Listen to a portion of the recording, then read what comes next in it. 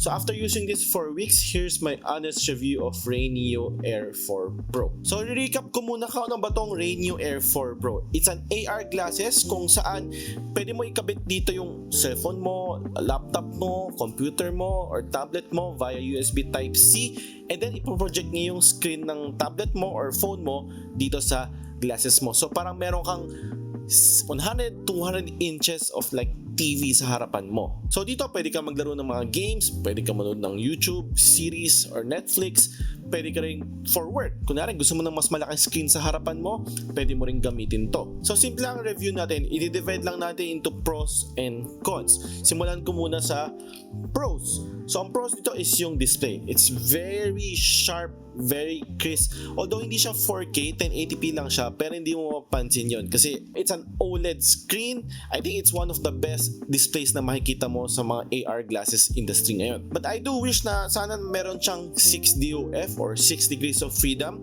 kasi nung nilalaro ko siya, specifically mga FPS games, medyo nakakahilo siya. Why? Because pag sinuot mo to, yung screen mo, kung nag-tilt ka, yung screen mo rin is mag-tilt. So kung meron kang 6 DOF, kahit mag-tilt ka, gumalaw ka, yung screen mo ay naka-fix lang. So whenever I play FPS games kung saan kailangan ko mag-move to right, move to left, alam mo yung camera movement ko. So pag nasasabay ko siya sa pag-tilt ng ulo ko, medyo nakakahilo siya. Like for example, ititilt ko yung ulo ko pa right, pero yung FPS na nilalaro ko, magpupunta ako sa left, titingin ako sa left. So medyo nakakahilo siya. So yun yung isa sa mga features na hinahanap ko na hindi ko makikita dito. But hopefully sa next na iteration, meron na sila nun. Next is speakers. So meron tayong a total of 4 speakers, 2 on each side. And it's co-branded by Bang & Olufsen. In terms of sound quality, for an AR glasses, it's really good. No? Wala kang magiging problema dyan. Crisp, pwede siya for long-term use if you wanna listen to music or watch movies or series, no?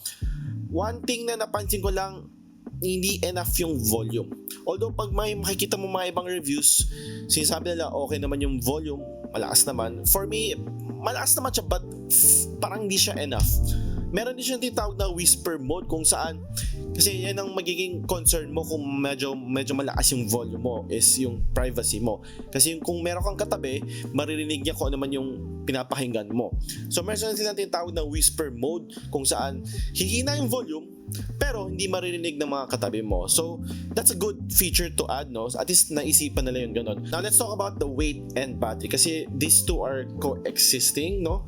Sabihin ko sa inyo kung bakit. So magkano to? I think this is less than 200 grams. So in terms of fatigue, wala kang magiging problema, especially for long-term use like watching movies na at least 1.5 hours yung papanoorin mo. Hindi ka naman mangangawit, parang hindi mo naman kailangan tanggalin or parang magpapahinga ka. Why? Because magaan nga siya, no? Kasi wala siyang built-in battery inside. So meaning nun is doon siya kumukuha ng power sa devices na kinakabit mo dito. Like for example, sa phone, doon siya kukuha ng power.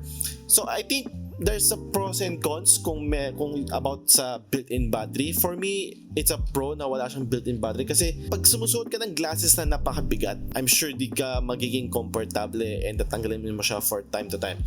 You know, pag pupunta ka sa mga like time zone, power station, and there's like AR booth or VR glasses or VR na alam mo yung malaki, kung sinuot mo yun, mabigat yun, and mapapansin mo, hindi mo siya masusuot ng matagalan. Fortunate enough, this one, wala kang magiging problema ganun. Other notable features na napansin ko is na hindi masyado na-emphasize enough is yung plug and play na feature kung saan kabit mo lang USB Type-C dito, kabit mo din sa cellphone mo, then you're good to go. Wala nang setup pa, di mo na kailangan gumawa pa ng account, wala ka nang kailangan i-download pang software or app para ma-start gamitin to. Kabit mo lang to, kabit mo sa tablet mo, you're good to go. And for gaming naman, just like I said earlier, if you're into FPS, baka medyo may hilo ka. But other than that, you know, RPG, board games, yung mga indie games, like chill games lang, wala kang magiging problema dito. I think magiging concern mo lang, minor concern is if kinabit mo to sa cellphone and you're playing mobile phones, hindi mo nakikita yung screen ng phone mo, and yung controls ng nilalaro mo ay nasa phone mo. So kailangan aware ka sa pinipindot mong touchscreen sa phone mo, kung saan man yung mga buttons sa dapat mong pindutin, kasi kung hindi, medyo kailangan mo from time to time titingin ka sa phone mo para malaman mo lang kung saan ka app mo ipindot. So yun ang naging minor concern ko, but again, it's just minor. I think pinaka best use case for this one is for entertainment, watching movies, series, watching videos, YouTube, TikTok, pwede rin.